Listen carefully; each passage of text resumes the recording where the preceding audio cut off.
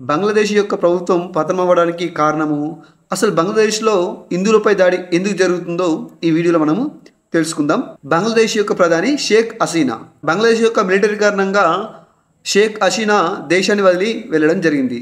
దీనికి కారణం army chief అయిన వకీల్ ఉల్ జమాన్ ఈ యొక్క హసీనాని ఏమన్నాడంటే, మీరు 45 నిమిషాల్లో ఈ దేశ ప్రధానికి రాజీనామా చేసి ఈ దేశాన్ని వదిలి వెళ్ళండి, లేకుంటే మీ ప్రాణానికి ప్రమాదమని ఆర్మీ చీఫ్ వకీల్ ఉల్ జమాన్ మన హసీనాతో చెప్పడం జరిగింది. హసీనా ఏం చేసిందంటే, ఈ జమాన్ చెప్పిన విధంగానే దాని యొక్క పదవికి రాజీనామా చేసేసి హెలికాప్టర్ తీసుకొని తను భారతదేశంలో తలదాచుకోవడం జరిగింది. అసలు ఒక దేశ ప్రధాని ఒక ఆర్మీ చీఫ్కు భయపడి దేశాన్ని వదిలి రాజీనామా చేసి వెళ్ళిపోవడానికి అసలు కారణం ఏంటిది అనేది మనం తెలుసుకుందాం. ఒక మిలిటరీ ఆర్మీ చీఫ్ ఒక ప్రధాని రాజీనామా చేసి పంపించిన కారణము ఆ దేశము డెమోక్రసీని కోల్పోయి మిలిటరీ వ్యవస్థ రావడానికి ఒక సూచన అని చెప్పచ్చు. ఇది మనము చూస్తున్న ఈ బంగ్లాదేశ్లోనే కాదు, మన చుట్టుపక్కల ఉన్న ఈ ఏషియా అంతటి కూడా డెమోక్రసీ అనేది, ప్రజాస్వామ్యం అనేది అంతమొందుతుంది. ఎగ్జాంపుల్ మనం ఇంతకుముందు తీసుకున్న ఆఫ్ఘనిస్తాన్ చూడండి. ఆఫ్ఘనిస్తాన్ని తాలిబాన్లు వచ్చేసి ఆక్రమించడం జరిగింది. మన పక్కకున్న మయన్మార్లో మిలిటరీ ప్రభుత్వాన్ని నిర్వహించడం జరుగుతుంది. అదేవిధంగా పాకిస్తాన్లో పేరు ప్రభుత్వం ఉన్న మొత్తం చూసుకున్నది అక్కడ మిలిటరీ వ్యవస్థ. ఇంతకుముందు శ్రీలంక చూసాము. శ్రీలంకలో పార్లమెంటుపై ఎలా దాడి జరిగింది, అక్కడ జరిగిన కూడా వ్యవస్థ అలాంటిదే. ఇప్పుడు చూస్తున్న ఈ బంగ్లాదేశ్ కూడా మనకు ఆ యొక్క మిలిటరీ వ్యవస్థ రావడానికి కారణమవుతుంది. అంటే రాను రాను మన భారతదేశం తప్ప మీద అంతటా కూడా ఈ యొక్క డెమోక్రసీ అనేది అంతమొందుతుంది. ఈ మ్యాప్లో చూస్తున్నట్టు మన పొరుగు దేశాలన్నీ కూడా తన ప్రజాస్వామ్యాన్ని కోల్పోవడం జరుగుతుంది. అసలు ఈ విధంగా డెమోక్రసీ అనేది ఎందుకు పడిపోతుంది, బంగ్లాదేశ్లో ఏ విధంగా ఈ యుద్ధం అనేది స్టార్ట్ అయిందో పూర్తిగా ఇప్పుడు తెలుసుకుందాం.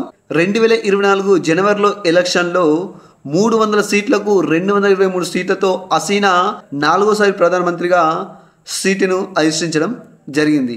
మరి ఇంత తక్కువ కాలంలో ఒక 6 నెలల లోపలనే ఈ యొక్క హసీనాపై ఇంత వ్యతిరేకత ప్రజల్లో ఎందుకు వచ్చింది అంటే, కొన్నాళ్ళ క్రితం హసీనా ఏం చేసిందంటే ఒక స్టేట్మెంట్ అనేది ఇవ్వడం జరిగింది. అగ్రరాజ్యమైన అమెరికా బంగ్లాదేశ్లో కొంత భాగాన్ని అమెరికా మిలిటరీ యొక్క వ్యవస్థను అక్కడ ఏర్పరచడానికి హసీనాని పర్మిషన్ అడగడం జరిగింది. దానికోసము హసీనాకు 2024 ఎలక్షన్లో సపోర్ట్ చేస్తా అని అగ్రరాజ్యమైన అమెరికా చెప్పడం జరిగింది.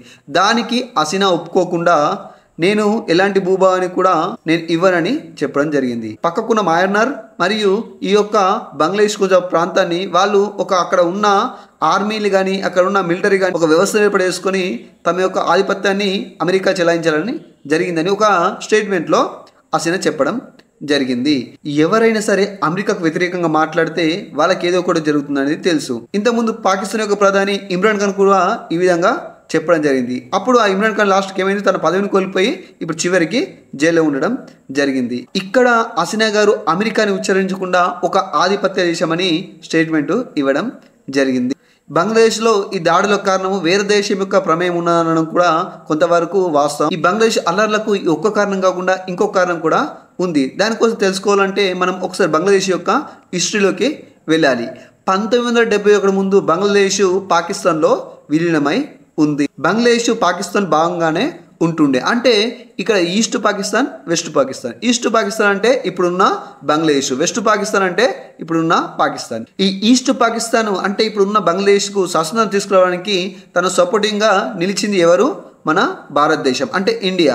అదే ఇప్పుడు వెస్ట్ పాకిస్తాన్కు సపోర్టింగ్గా ఉంది అమెరికా. అంటే ఇక్కడ ఈస్ట్ పాకిస్తాన్కు ఇండియా సపోర్ట్ చేసింది, అక్కడ వెస్ట్ పాకిస్తాన్కు అమెరికా సపోర్ట్ చేసింది. మన దేశ ప్రధాని ఇందిరాగాంధీ ఆధ్వర్యంలో బంగ్లాదేశ్కు మన ఇండియా స్వాతంత్రం తీసుకొచ్చి ఇచ్చింది. అప్పుడు బంగ్లాదేశ్ వేరైంది ఈ పాకిస్తాన్ నుండి. బంగ్లాదేశ్కు స్వాతంత్రం వచ్చిన తర్వాత 1972లో ద అవామీ లీగ్ అనే పార్టీ ఏర్పడింది. ద అవామీ లీగ్ యొక్క పార్టీ యొక్క అధ్యక్షుడు షేక్ ముజిబుల్ రహమాన్. ఈ షేక్ ముజిబుల్ రహమాన్ మొదట బంగ్లాదేశ్ యొక్క ప్రధానిగా ఏర్పడినారు. ఈ షేక్ ముజిబుల్ రహమాన్ ఎవరో కాదు, ఇప్పుడున్న షేక్ హసీనా వాళ్ళ తండ్రి. ఈ షేక్ ముజిబుల్ రహమాన్ ఏం చేసిందంటే, అప్పట్లో బంగ్లాదేశ్ స్వతంత్రం రావడానికి పోరాడిన స్వతంత్ర సమర యోధులకు 30% రిజర్వేషన్ ఇవ్వడం జరిగింది. ఎవరు, ఈ ముజిబుల్ రహమాన్. అంటే ఈ 30% రిజర్వేషన్ వాళ్ళతో పాటు వాళ్ళ కుటుంబాలకు కూడా, అంటే స్వతంత్ర కోసం పోరాడిన కుటుంబాలకు కూడా 30% రిజర్వేషన్ ఇవ్వడం జరిగింది. ఆ ఫ్యామిలీకి రిజర్వేషన్ ఇస్తే ఏం కాదు, అదే ఫ్యామిలీ తరతరాల కొనసాగుతూ రావడం వల్లనే ఈ ప్రజల్లో వ్యతిరేకత అనేది ఏర్పడింది. అంటే ఎప్పుడో స్వతంత్రం కోసం పోరాడిన వాళ్ళ పిల్లలకు కుటుంబాలకు ఇప్పుడు 3వ తరం 4వ తరం వరకు ఇలా రిజర్వేషన్ ఇవ్వడం ఏంటిది, ప్రజల్లో వ్యతిరేకత అనేది రావడం జరిగింది. అసలు ఈ యొక్క 30% రిజర్వేషన్ వ్యతిరేకత ఎందుకు వచ్చిందంటే, ఇప్పటికీ ప్రభుత్వ కోటలో ఉన్న 56% ఈ రిజర్వేషన్కే పోతుంది.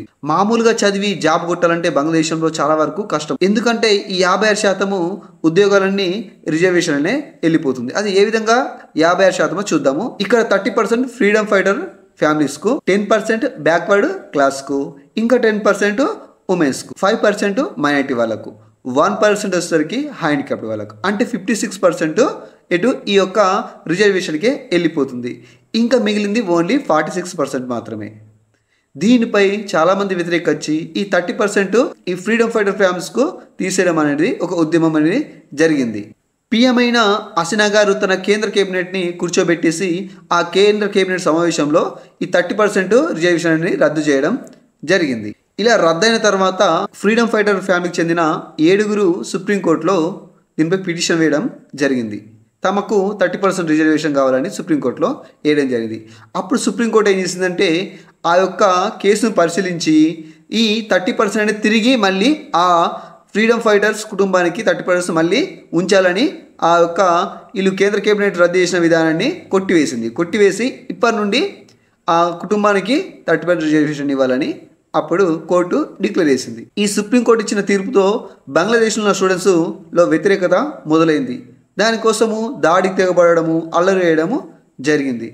తర్వాత ఈ అల్లర్ల దాడులను చూసి సుప్రీంకోర్టు ఏం చేసిందంటే మళ్ళీ ఈ రిజర్వేషన్ మొత్తము రద్దు చేసి 7% రిజర్వేషన్ ఉంచింది. అంటే ఈ 100%లో 7% ఎవరికి, ఈ యొక్క ఫ్రీడమ్ ఫైటర్స్ ఫ్యామిలీకి 7% కేటాయించింది. దీంతో ఇంతటితో సర్దుమనింది. కానీ ఇక్కడ ఇంకో ప్రాబ్లం కొత్తగా వచ్చింది. అదేంటిదంటే ఇన్ని రోజు జరిగిన ఈ అల్లర్లకు దాడులకు 150 మంది చనిపోవడం జరిగింది. ఎందుకంటే ఆ పోలీసుల బుల్లెట్ల దాడిలో కానీ, ప్రభుత్వ అనుకూలంగా ఉన్న ఆ యొక్క గవర్నమెంట్ ఉద్యోగుల దాడిలో కానీ ఈ స్టూడెంట్స్ 150 మంది వరకు చనిపోవడం జరిగింది. దీనికి వ్యతిరేకంగా పిఎం హసీనా గారిని రాజీనామా చేయాలని ప్రజల్లో వ్యతిరేకత మొదలైంది. అల్లర్లు దాడులు చేయడం స్టార్ట్ అయింది.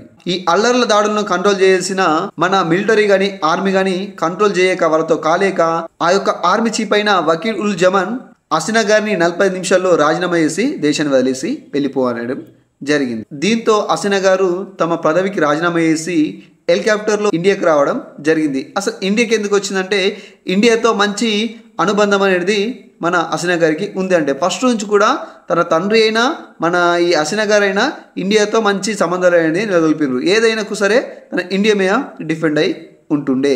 బ్రిటన్కి వెళ్ళాలని దరఖాస్తు చేసుకుంది. అక్కడి నుంచి ఇండియాకి రావడం జరిగింది. ఇండియాకి వచ్చి 2 డేస్ ఉన్న తర్వాత మళ్ళీ బ్రిటన్కి వెళ్ళాలని తను ఒక లేఖని ఆ దేశంకి పంపించింది. అప్పుడు ఆ దేశానికి సంబంధించిన మంత్రి ఏమన్నారంటే మీరు రావాలనుకుంటే మరి డైరెక్ట్గా బ్రిటన్కు రావాల్సింది, కానీ మీకు మొదట ఏ దేశం అయితే స్థావరం ఇచ్చిందో ఆ దేశంలో ఉన్నది బెటర్ అని బ్రిటన్ ప్రభుత్వం అక్కడ రాకుండా చేసింది.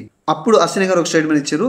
అగ్రదేశము ఇతర దేశాలు మన దేశంలో ఎంటర్ అయ్యి ఈ అల్లర్ల కారణమని చెప్పడం జరిగింది. ముఖ్యంగా పాకిస్తాన్ ఐఏఎస్ ఉగ్రవాదులు దీనికి కారణమని మన హసీనా గారు తెలియజేసిండ్రు. నేను రాజీనామా చేయడానికి కారణం ఏంటి అంటే స్టూడెంట్ యొక్క శవాలపై నేను నడవడానికి ఇష్టపడతలే, నా వల్ల అక్కడ చాలామంది చనిపోవడానికి కారణాన్ని నేను ఒప్పుకుంటలేను కాబట్టి నేను రాజీనామా చేయడం జరిగింది అని చెప్పేసి మళ్ళీ కొన్ని రోజుల్లో మళ్ళీ తిరిగి నేను బంగ్లాదేశ్కు వెళ్ళి ఉంటానని చెప్పడం జరిగింది.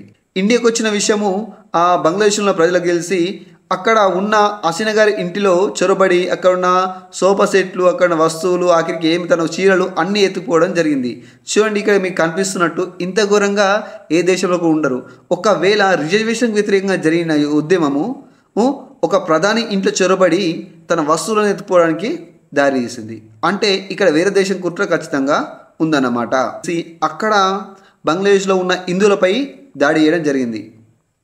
హిందువుల టెంపుల్ పైన, తర్వాత హిందువులని ఏ హిందూ అయినా స్త్రీ కనిపిస్తే తనపై అత్యాచారం చేసి తనను చంపడము, తర్వాత హిందువుల పురుషులు కనిపిస్తే డైరెక్ట్గా వారిని చంపడము ఇవి జరుగుతుంది. అక్కడ మీడియాకు కూడా నిషేధం ఉండడం వల్ల ఈ విషయాలను కూడా బయటకు రాలేకపోతుంది. మరి హిందువులే ఎందుకు దాడి చేస్తున్నారంటే బంగ్లాదేశ్ స్వాతంత్రం రావడానికి కారణం ఇండియానే. దానికి వ్యతిరేకత ఎవరు? పాకిస్తాన్. ఆ పాకిస్తాన్ కుట్రలు కూడా దీని మీద కొంతవరకు ఉన్నాయి. తర్వాత బంగ్లాదేశ్లో ఉన్న మన మైనారిటీ అయిన హిందువులపై దాడికి ఇంకో కారణం ఏంటిదంటే ఈ పాకిస్తాన్ ఐఎస్ ఉగ్రవాదులకు మన ఇండియా అంటే పడదు. అది విషయం మీకు తెలిసే. కాబట్టి ఇక్కడ బంగ్లాదేశ్లో ఈ యొక్క అల్లర్లకు కారణము అమెరికా, నెక్స్ట్ తర్వాత పాకిస్తాన్ ఐఎస్ ఉగ్రవాదులని మనము చెప్పచ్చు. ఎందుకంటే ఒక డెమోక్రసీ ప్రభుత్వము ఏర్పడిన 6 నెలల తర్వాతనే తన ప్రధానిని రాజీనామా చేసి వ్యతిరేకత వచ్చిందంటే దానికి కారణము వేరే దేశం ప్రమేయం ఖచ్చితంగా ఉంటుంది. దాంట్లో ముఖ్యంగా అగ్రదేశం అని హసీనా గారు తన నోటి వెంట చెప్పడం జరిగింది. దాంట్లో కొంతవరకు పాకిస్తాన్ వాళ్ళ అల్లరుముగలు కూడా కారణం కావచ్చు. దీంతో చాలా వరకు బంగ్లాదేశంలో ఉన్న ప్రజలందరూ చాలా వైపు మన దేశ బార్డర్ కాబట్టి మన ఇండియాలోకి ప్రవేశించడానికి ప్రయత్నం చేస్తుండ్రు. దాన్ని మన ఆర్మీ సైనికులు అడ్డుకోవడం జరుగుతుంది. ఈ బంగ్లాదేశ్లో ఉన్న హిందువులపై దాడి ఏ దేశం కూడా వ్యతిరేకించడం లేదు. ఎందుకు బయటకు వచ్చేసి ఎందుకు చెప్పడం లేదంటే అక్కడ మీడియా మొత్తం నిషేధించడం జరిగింది. మీడియా నిషేధించకపోవడం వల్ల ఈ దాడులను బయటకు రాలేకపోతుంది. రీసెంట్గా మొన్ననే ఐక్యరాజ్య సమితి కూడా చెప్పడం జరిగింది. ఈ యొక్క బంగ్లాదేశ్లో ఉన్న మైనారిటీ అయిన హిందువులపై దాడి సరి అనేది కాదు, దీన్ని మేము సపోర్ట్ చేయమని ఐక్యరాజ్య సమితి అధ్యక్షుడు కూడా దీన్ని మనకు చెప్పడం జరిగింది. ఇప్పుడు రీసెంట్గా వచ్చిన న్యూస్ ఏంటిదంటే మొన్న మంగళవారం నాడు ఒక తాత్కాలిక ప్రభుత్వాన్ని ఏర్పడేస్తున్నట్టు అక్కడ ఆర్థికవేత్త అయిన నోబెల్ బహుమతి గ్రహీత మహమ్మద్ యూనస్ గారు కొత్తగా పిఎంగా అంటే తాత్కాలికంగా పిఎంగా ఇప్పుడు ప్రజెంట్ ఉన్నారు. ఎవరు? అతను మహమ్మద్ యూనస్. ఇతను కూడా మనకు అసలు ఇండియాకి సపోర్ట్ ఉంటాడా లేకుంటే ఇండియాకి వ్యతిరేకంగా ఉంటాడా అనేది తెలుసుకోవాలా. ఇప్పుడు తను చేసిన స్టేట్మెంట్ ప్రకారం చూస్తే ఇండియాకి వ్యతిరేకతనే కనిపిస్తుండు. ఫ్యూచర్లో చూద్దాం మళ్ళీ హసీనా గారు పోయి బంగ్లాదేశ్లో సెట్ అవుతారా, ఈ యూనస్ గారే టోటల్గా బంగ్లాదేశ్ పిఎంగా కొనసాగుతారా, అసలు పరస్పరం ఏ విధంగా ఫ్యూచర్లో బంగ్లాదేశ్కి ఇండియాల మధ్యలో సంబంధం అనేది ఉంటుందో అనేది తెలుసుకోవాలి. చూడండి ఇక్కడ హసీనా గారి ప్రమేయం ఏం లేదు. తన రిజర్వేషన్కి సంబంధం లేదు. రిజర్వేషన్ ఇచ్చింది తిను కాదు. తర్వాత రిజర్వేషను తగ్గించడం పెంచడం ఇవన్నీ తినకు ఏం సంబంధం లేదు. కానీ ఈ కోర్టుకు స్టూడెంట్స్ మధ్య ఉన్న గొడవని ఒక ప్రభుత్వం తప్పుగా ఏం చేసి హసీనా గారిని దేశం పడేసి వెళ్ళిపోయినారు. ఈ హసీనా మీద దాడినే కాదు హసీనా యొక్క తండ్రి విగ్రహాలపై కూడా దాడి చేయడం జరుగుతుంది. చూడండి ఇక్కడ ఏ మతము ఏ కులం అని కాదు, ఒక వ్యక్తిని ఒక వ్యక్తిగా చంపడం కరెక్ట్ కాదు. ఎవరైనా మానవులే, ఎవరైనా కూడా మనిషే. మానవత్వంతో ఆలోచించాలని నేను కోరుకుంటున్నా. ఒక దేశమైనా ఒక మతమైనా ఒక కులమైనా అసలు ఆ మనిషి మొదట మనిషి తర్వాతనే అతని దేశము, తర్వాత కులము, మతము. ఒక వ్యక్తిని ఒక వ్యక్తిగా గౌరవించండి, అది మానవత్వం అవుతుంది. వీళ్ళు మైనారిటీ తక్కువ ఉన్నారని వాళ్ళ మీద దాడి చేయడము, లేకపోతే వీళ్ళు వేరే దేశానికి సంబంధించిన వాళ్ళని దాడి చేయడము అది సరైనది కాదు అని నా యొక్క అభిప్రాయం. దీనిపై మీరేమైనా కామెంట్ చేస్తారో చేయండి.